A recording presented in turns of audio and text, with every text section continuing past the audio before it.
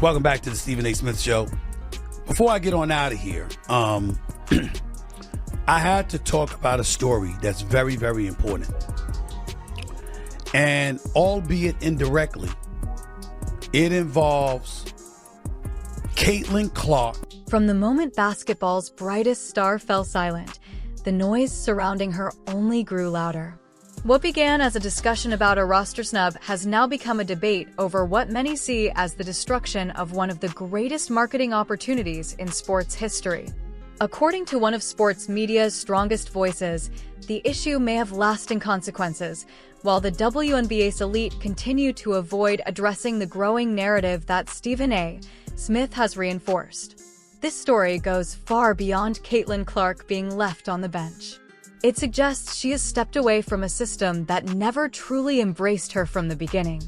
For months, the media argued that the situation was simply about basketball standards, seniority, and team chemistry. But when you look beyond the carefully crafted statements and polished public messaging, a far more troubling picture begins to emerge, revealing claims of resentment, gatekeeping, and deep-rooted envy that have turned the game into a battlefield. With that said, the focus quickly returns to the story. Stephen A. Smith didn't simply criticize the decision. He argued that it exposed a much deeper problem. He claimed Clark understands exactly what is happening and suggested that the attention directed at her comes from her significance, not a lack of talent. Even as Indiana Fever fought to recover, rumors that quickly spread online claimed Clark had already closed that chapter.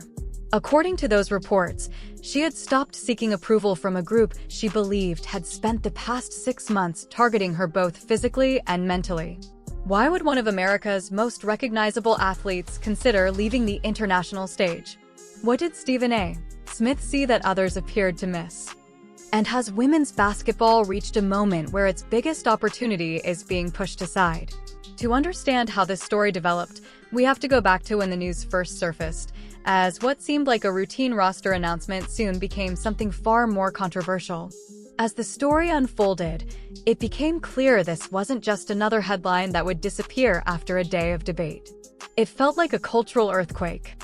When reports began to emerge that Caitlin Clark had been left off the Indiana Fever roster, despite drawing packed arenas that had sat empty for years, the reaction went far beyond confusion. It quickly turned into outrage. The selection committee's official explanation seemed unconvincing to many. They pointed to experience and argued that earning a place within the group required years of commitment. On paper, the reasoning appeared logical, but it ignored what many believed was happening in reality. If a generational talent emerges, you don't leave that player behind simply because they're new. According to the narrative, this is where the story took a darker turn, as insiders began claiming the decision wasn't an accident at all, it was a message instead. As more details surfaced, people close to the selection process claimed there were concerns about how the veterans would react to Clark's presence. They reportedly worried about the attention and spectacle she would bring. In other words, they feared that longtime stars who believed the team belonged to them would see their egos challenged by the arrival of a rookie superstar. According to the narrative, this was never just a basketball decision. It was about managing emotions. The veterans' comfort was placed ahead of the game's long-term growth, and Stephen A. Smith drew a firm line right there. His comments went beyond criticizing the committee, suggesting the decision amounted to sabotage.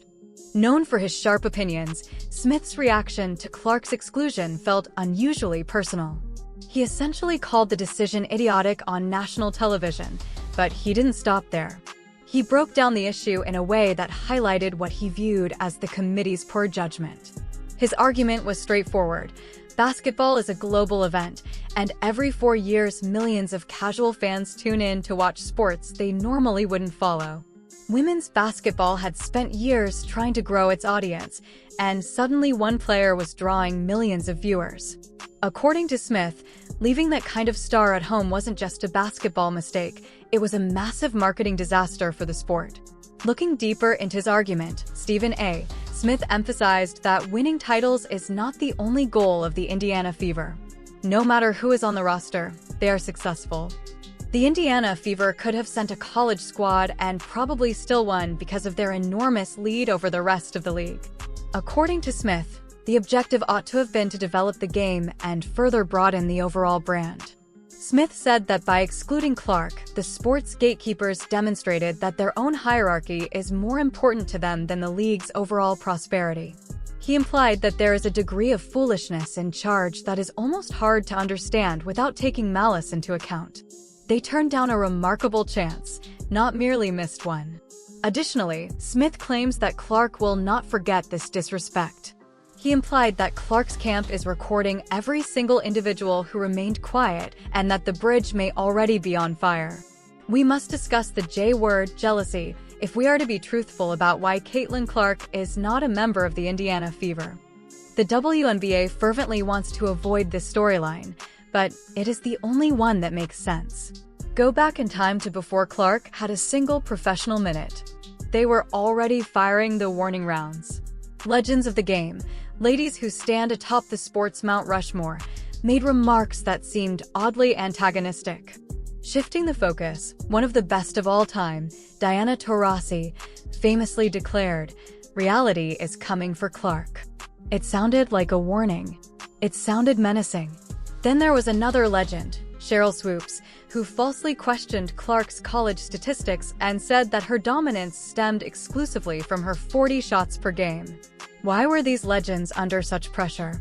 Why were they attempting to downplay a 22-year-old's achievements before she had even taken the court? According to the theory, which Stephen A.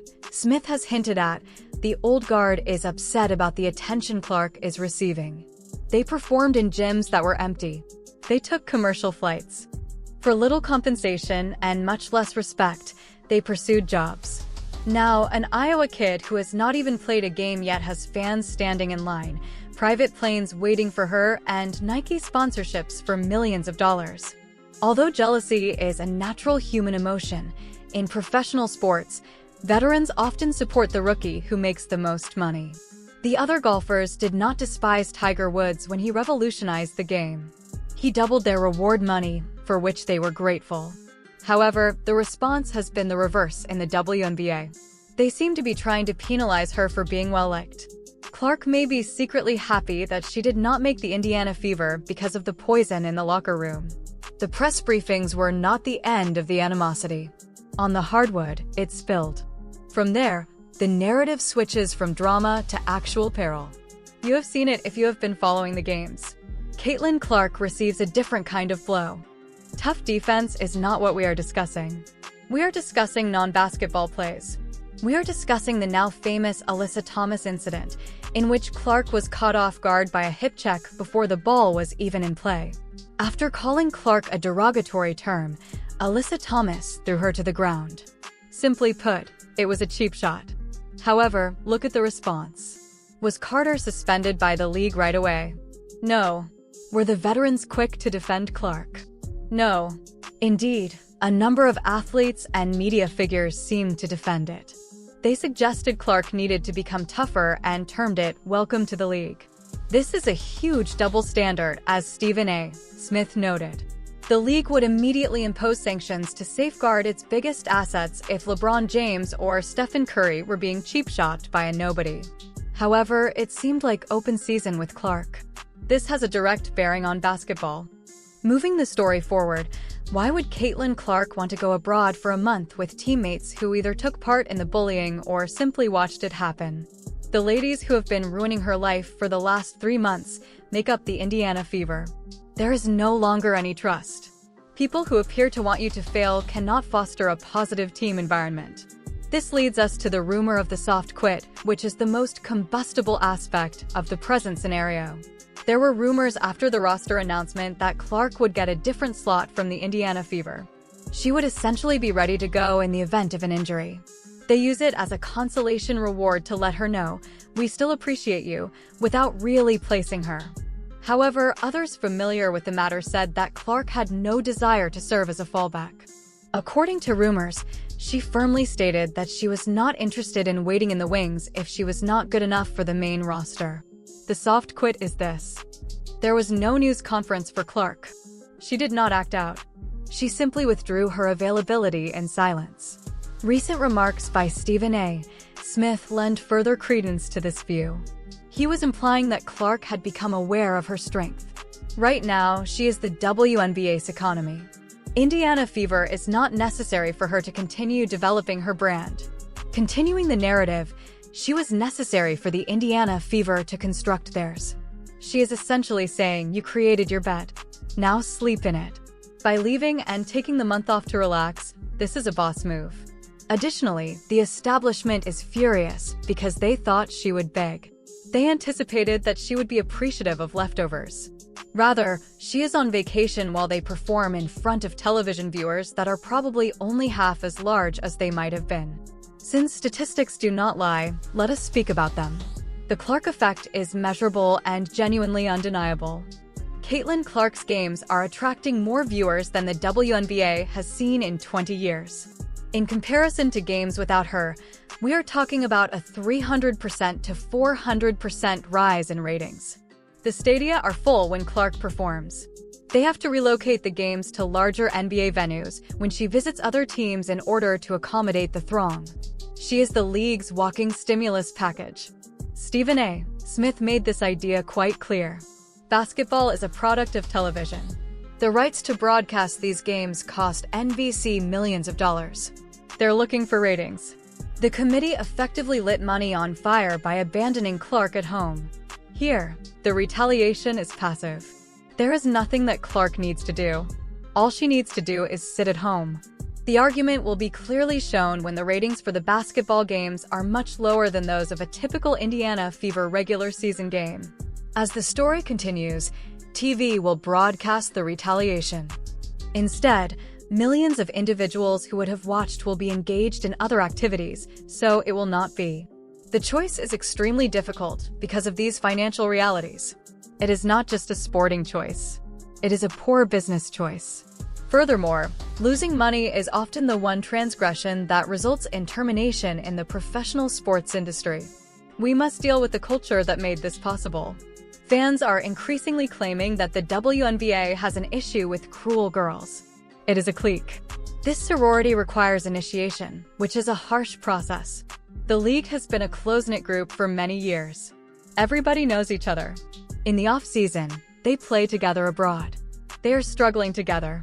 Clark is a symbol of something fresh. She stands for the majority. She is an example of a casual fan. Additionally, it seems that insiders despise casual fans. It is visible on social media. WNBA purists are upset that Clark is the only thing that new fans are interested in. They tweet statements like, "We have been here for years." Encourage the other players as well. Although the delivery is undeniably nasty, the argument is valid. They are reprimanding the newcomers rather than embracing them. Taking the discussion even further, Stephen A. Smith argued that this mindset is lethal for a sports league. Instead of verifying new fans' credentials at the entrance, you need to be welcoming them with open arms. The committee perpetuated this us versus them mindset by omitting Clark. They made it clear that they would rather maintain their tiny, exclusive group than see a huge, inclusive surge in popularity. By all accounts, Clark has been courteous. She commends her rivals. She spends hours signing signatures. She takes the high road, but the more professional she appears, the more the league's mean girl vibe seems to intensify. Neutral onlookers are becoming hostile to the league's veterans as a result of this unsettling situation. Stephen A. Smith has mentioned another aspect of this, which is the corporate perspective. A Nike athlete is Caitlin Clark. Nike is a major sponsor of the Indiana Fever. The shoe corporations often have a significant impact on these rosters. They want their greatest celebrities to sell trainers on TV. So, why didn't Nike intervene? Why didn't they compel the committee to act? There are rumors that even Nike was unable to overcome the selecting committee's internal intrigues. Perhaps even more intriguingly, there are rumors that Nike takes sides. Additionally, they also fund veterans. Continuing the story, perhaps they did not want to disrupt their well-established roster. The general consensus, however, is that the committee held their position in order to demonstrate that companies do not manage the team, even when doing so harms their largest partner. Clark was going to launch a line of signature shoes. The ideal worldwide launch pad would have been basketball. This is no longer an opportunity. This corporate synergy failure is simply one more illustration of how dysfunctional the whole process was.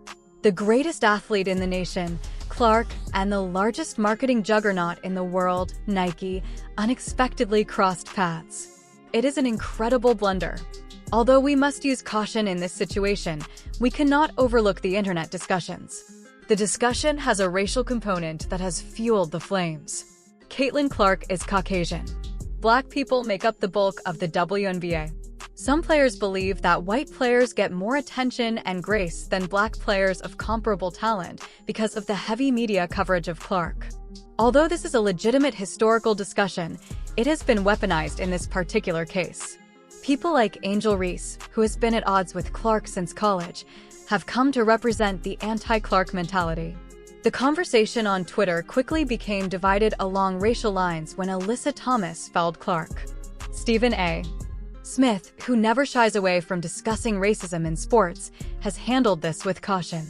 While acknowledging the historical differences, he maintains that the figures in this instance are accurate.